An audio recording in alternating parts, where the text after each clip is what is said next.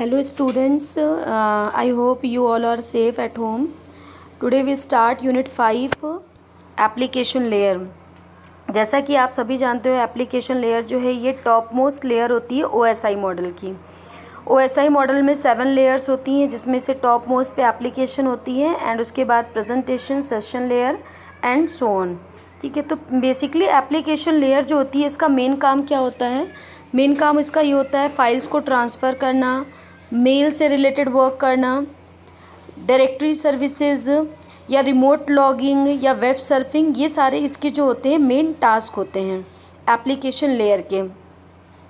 FTP, TFTP, SMTP, telnet, DNS इसके main protocols होते हैं जिसकी हेल्प से एप्लीकेशन लेयर जो होती है ये वर्क परफॉर्म करती है। अब हम बात करते हैं what is the functions of application layer. तो फर्स्ट पॉइंट यहाँ लिखा हुआ है मेल सर्विसेज। जैसा कि मैंने आपको बताया कि एप्लीकेशन लेयर का मेन काम होता है मेल से रिलेटेड, यानी कि यहाँ पर मेल सर्विसेज के लिए SMTP प्रोटोकॉल यूज़ होता है। SMTP protocol simple mail transfer protocol, जिसका मेन वर्क होता है मेल्स को फॉरवर्ड करना, स्टोर करना, इससे रिलेटेड सारे टास्क जो है ये SMTP प्रोटोकॉल प्रोवाइड करता है। नेक्स्ट जो है आपका नेटवर्क वर्चुअल टर्मिनल। तो नेटवर्क वर्चुअल टर्मिनल ये आपका एक फंक्शंस होता है एप्लीकेशन लेयर का, जो इसके लिए मेन प्रोटोकॉल होता है टेलनेट।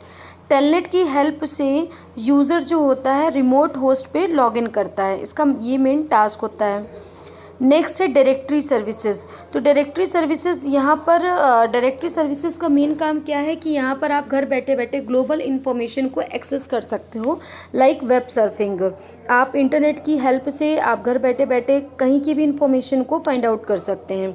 नेक्स्ट इसमें फंक्शन लिखा है file transfer, access and management, जो कि मैंने आपको पहले ही बताया कि एप्लीकेशन लेयर का मेन टास्क होता है फाइल को ट्रांसफ़र करना।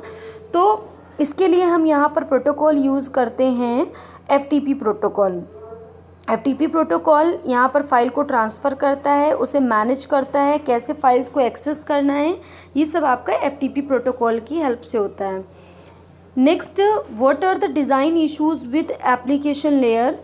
तो design issues with application layer से यहाँ पर मीन्स ये है कि जब आप एप्लीकेशन लेयर को आप डिज़ाइन करते हो या उनके प्रोटोकॉल्स को इम्प्लीमेंट करते हो तो उस टाइम पे क्या क्या डिज़ाइन इश्यूज़ आते हैं, क्या क्या इश्यूज़ आते हैं जिस टाइम पे आप एप्लीकेशन लेयर के प्रोटोकॉल को इम्प्लीमेंट करते हो। तो फर्स्ट इसमें लिखा है pattern language for application level communication protocols, service design pattern, pattern of enterprise application architecture, pattern oriented software architecture.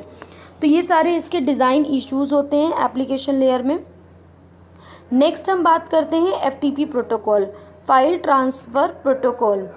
File transfer protocol का मेन काम होता है क्लाइंट और सर्वर के बीच में फाइल्स को मूव कराना। अब इसको मूव कराने के लिए इनके बीच में एक कनेक्शन इस्टेब्लिश करना पड़ता है जो कि आपका TCP कनेक्शन होता है। TCP कनेक्शन जो मैंने आपको पहले भी बताया है कि कनेक्शन ओरिएंटेड प्रोटोकॉल होता है, रिलायबल प्रोटोकॉल होता है। रिलायबल से मतलब यहाँ पर ये है कि जब आप फाइल को ट्रांसफ़र करोगे तो वो पूरी फाइल ट्रांसफ़र होनी चाहिए, आधी अधूरी फाइल ट्रांसफ़र होने से कोई भी फ़ायदा नहीं है। इसलिए यहाँ पर TCP कनेक्शन का हम यूज़ करते हैं। अब यहाँ पर आप डायग्राम में देख रहे हैं कि एक क्लाइंट बना हुआ है और एक सर्वर है और इनके बीच में TCP कनेक्शन इस्टेब्लिश हो रखा हुआ है। TCP कनेक्शन के लिए यहाँ पर दो चीज़ें होती हैं, एक डेटा कनेक्शन और एक कंट्रोल कनेक्शन। जब आप फाइल ट्रांसफ़र प्रोटोकॉल का यूज़ करके किसी भी फाइल को ट्रांसफ़र करते हो तो उसके लिए हमें पोर्ट नंबर 20 और 21 की ज़रूरत होती है। अब आप सोच रहे होंगे यहाँ पर 2 पोर्ट की ज़रूरत क्यों होती है? तो ये 2 पोर्ट जो होते हैं वो इन्हीं दोनों कनेक्शन को डिफ़ाइन करते हैं। जैसे कि पोर्ट नंबर 20 जो होता है वो डेटा कनेक्शन के लिए यूज़ होता है, डेटा को सेंड करना है जब आपको, और जो आपका पोर्ट नंबर 21 होता है ये कमांड के कनेक्शन के लिए होता है, जिसे आप कंट्रोल कनेक्शन कहते हो। इसके बारे में नीचे और भी ब्रीफ में दिया हुआ है, जैसे कंट्रोल कनेक्शन। तो कंट्रोल कनेक्शन का यहाँ पर मतलब ये है कि जब आपको कोई भी कंट्रोल इन्फॉर्मेशन सेंड करनी होती है, लाइक पासवर्ड हो गया, कमांड्स हो गए, इस तरीके की जब आपको कोई इन्फॉर्मेशन सेंड करनी होती है तो वहाँ पर एक कंट्रोल कनेक्शन इस्टेब्लिश होता है और उस टाइम पे इसका पोर्ट नंबर 21 यूज़ होता है, जो आपके इस पैराग्राफ में मेंशन भी किया गया है। तो FTP जो होता है यहाँ पर कंट्रोल कनेक्शन का यूज़ करता है ताकि वो कमांड्स को, पासवर्ड को और इन सब को सेंड कर सके और उसको फाइल्स को स्टोर कर सके। नेक्स्ट आपका दे रखा है डेटा कनेक्शन। तो डेटा कनेक्शन क्या करता है, ये बेसिकली एक्चुअल फाइल को सेंड करता है। और इसके लिए डेटा कनेक्शन के लिए जब आप किसी डेटा को सेंड करते हो तो उसके लिए पोर्ट नंबर 20 यूज़ होता है, जो आपको सेकेंड लाइन में दिख रहा है कि data connection is initiated on port number 20। And HTTP and SMTP इसके कुछ एग्जाम्पल्स हैं जो डेटा कनेक्शंस के लिए आपके यूज़ होते हैं। ठीक है, अब नेक्स्ट हम आते हैं FTP सेशन। FTP सेशन यानी कि ये कैसे FTP आपका वर्क करता है, जब आप क्लाइंट से, जब कोई क्लाइंट किसी को फाइल सेंड करता है सर्वर पे तो कैसे सेशन इस्टेब्लिश होता है। तो वही चीज़ यहाँ पर लिखी हुई है कि FTP सेशन स्टार्ट होता है क्लाइंट और सर्वर के बीच में। क्लाइंट जो होता है वो TCP कनेक्शन को इनिशिएट करता है ताकि वो अपनी फाइल्स को सेंड कर सकें। क्लाइंट ने जब TCP कनेक्शन को इनिशिएट कर दिया तो फिर क्या करेगा, क्लाइंट जो होता है वो कंट्रोल इन्फॉर्मेशन को सेंड करता है और जब सर्वर उस इन्फॉर्मेशन को रिसीव करता है तो वो क्या करता है, डेटा कनेक्शन के लिए इनिशिएट कर देता है क्लाइंट साइड से। तो एक टाइम पे यहाँ पर एक ही फाइल सेंड हो सकती है डेटा कनेक्शन के थ्रू, लेकिन कंट्रोल कनेक्शन जो होता है वो पूरे सेशन के थ्रू आउट सेशन जो है वो एक्टिव रहता है। आप ऐसे भी समझ सकते हो कि जैसे सपोज़ आपने किसी मेल को एक्सेस किया, अब आपने उसमें पासवर्ड डाल रखा, एक बार आपने लॉगिन कर दिया, उसको पासवर्ड डाल दिया, तो वो क्या हुआ, कंट्रोल कनेक्शन हो गया।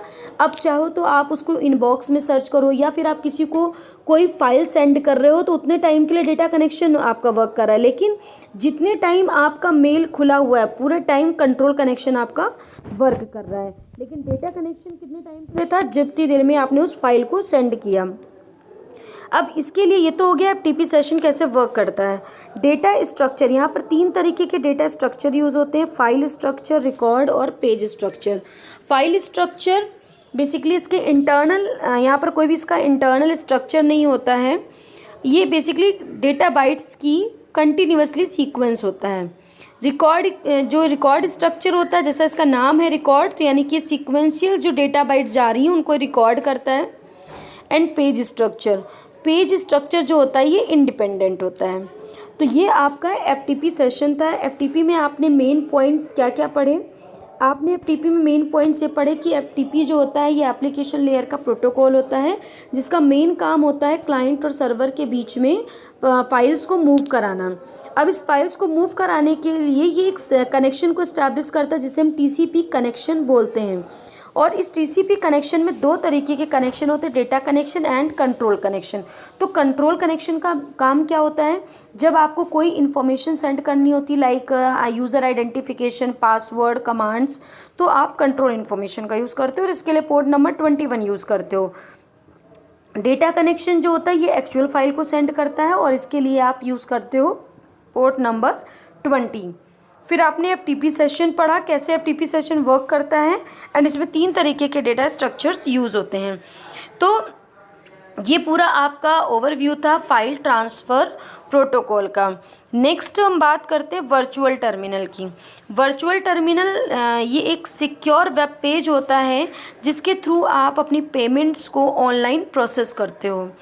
जब आप कभी भी ब्राउज़र्स के थ्रू ऑनलाइन पेमेंट करते हो दैट इज़ वर्चुअल पेमेंट, या आप किसी शॉप में जाते हो, वो आपको एक मशीन देता है, आप उसमें कार्ड को स्वाइप करते हो, that is the virtual terminal.